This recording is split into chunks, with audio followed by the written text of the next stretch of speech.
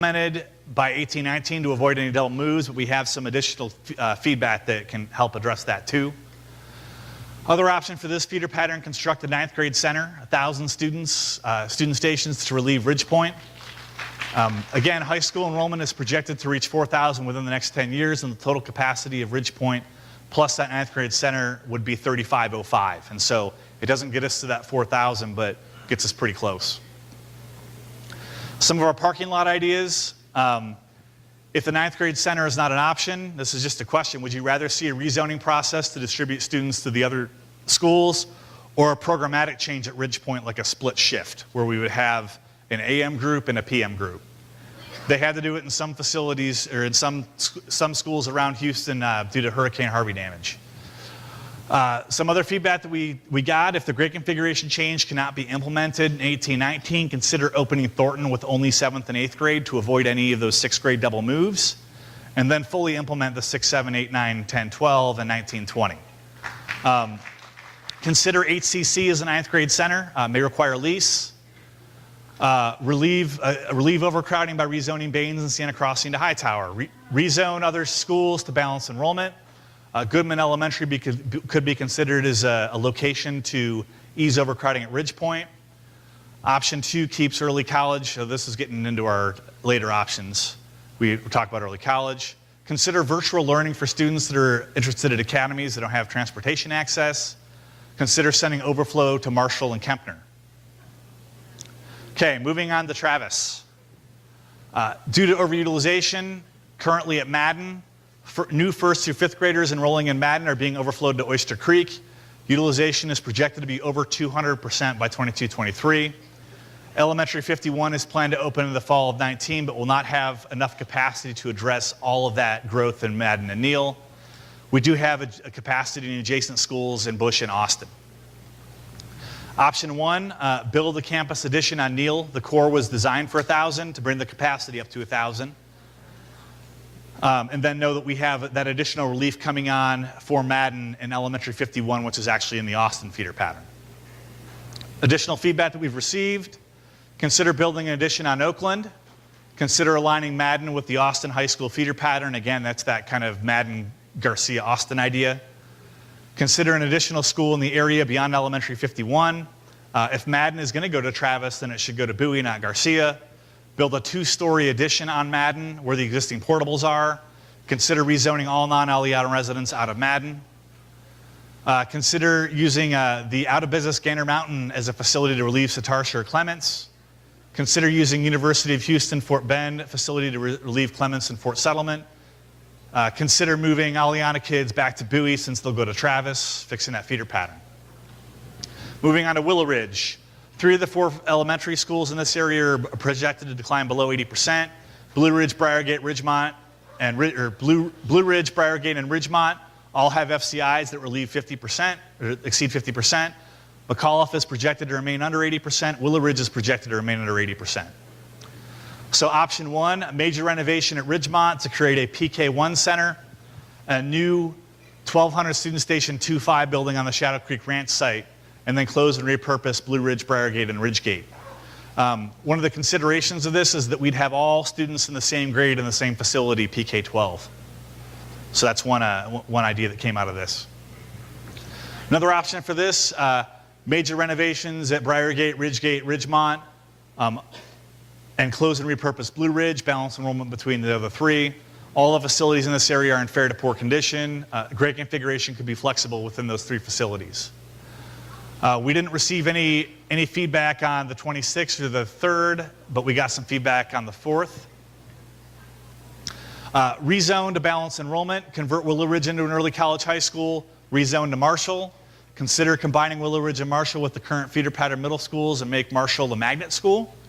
Consider leaving the bilingual program at Blue Ridge. Close Blue Ridge and send students to Ridgegate and Ridgemont.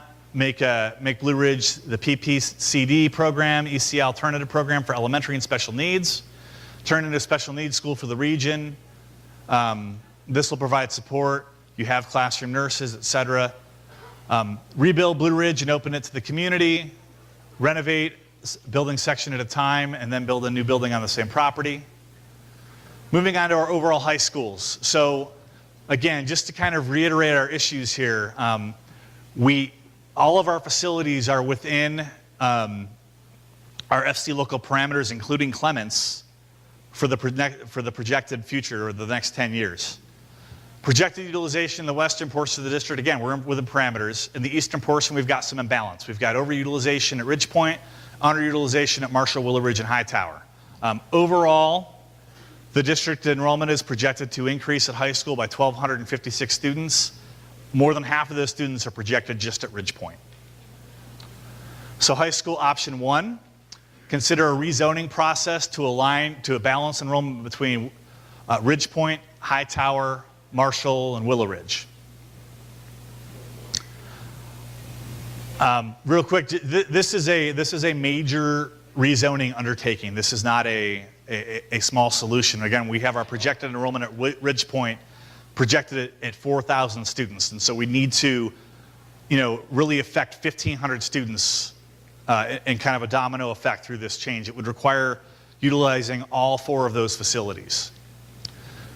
Moving on to option 2, convert Marshall High School into a dedicated early college high school or some kind of academy high school. Maybe all the academies could be consolidated there. Rezone to balanced enrollment. This action is not likely enough to completely relieve Ridge Point. Option 3, convert Hightower into a dedicated early college high school, which would replace all academy programs distributed among all the high schools. Again, rezone to balanced enrollment. And again, this is not likely enough to completely relieve Ridge Point. Some feedback that we received on the 3rd, consider virtual distance learning for students that have interest in academies that don't have access to transportation. Create a dedicated middle school to Hightower. Consider the transition to any of the high school to start with the freshman class to allow it to build. And then again, we saw a lot of those ideas with that Marshall feeder pattern. And so if we're going to have a academy high school, have it at Marshall while the students are already there. There's enough room for all the academy students and the Marshall students that are already there. Okay, now, thank you for being so patient and allowing me to get through all those feeder patterns. So what we're going to do now is we've got large format versions of all the options that are posted in the Commons. The survey online is already available. We've already received over 10,000 responses.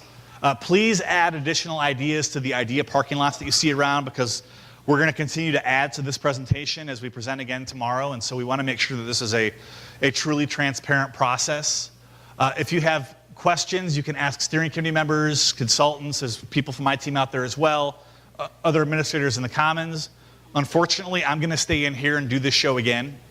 And so what I like to do is if you haven't already taken the survey, you guys can take it, take it now. Here's the QR code.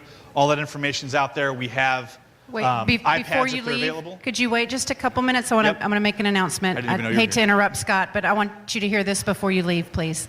Are you done? I'm done. Okay, sorry. I guess interrupting did work. Sorry about that. I would like to take a moment to let you know about next steps, and then we're going to have a very purposeful way of exiting so the next shift can come in. So hang in for that. But our next steps, as you know, the committee has a lot of information to review, and so that will begin next week. Our steering committee will begin reviewing that information and then develop some draft recommendations for presentation to the board for consideration during the May board cycle. So again, to reiterate how Dr. Dupree introduced the session and what Scott said, there are no decisions that have been made. These are options, ideas, the brainstorming phase, and your voice and your feedback is critical with new ideas and to share variations of ideas that you may have seen this evening. We've received overwhelming feedback about I like it, I don't like it, and we're asking you to take that a step further and give us some ideas, be solution seekers as you move forward, and engage in that process in the cafeteria.